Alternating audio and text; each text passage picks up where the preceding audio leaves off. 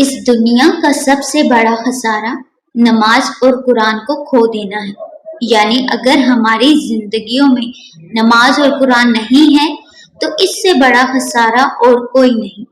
صبح کی حقیقی خوشی اس شخص کو نصیب ہوتی ہے جو صبح کا استقبال نماز، تلاوت اور ذکر الہی سے کرتا ہے، کیونکہ ہم اپنی زندگی کی ہر نئی صبح دیکھنے کے لیے بھی اپنے رب تعالیٰ کی مرضی کے محتاج ہیں۔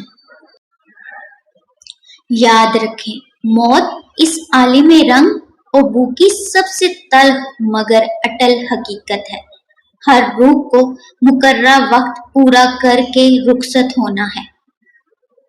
اس سے پہلے کہ یہ دن آئے، اپنی زندگی کو اللہ کے لیے وقف کر دیں، ورنہ سوائے پچھتاوے کے کچھ بھی نہیں ہونا۔ یاد رکھیں، وہ جسے چاہتا ہے مہلت دیتا ہے جینے کی، توبہ کرنے کی اور اپنا قریبی بندہ بننے کی۔ اللہ سے دعا ہے ہم سب کو نماز، قرآن پر پورا عمل کرنے کی توفیق دے اور ہمارا خاتمہ ایمان پر ہو۔ آمین ثم آمین۔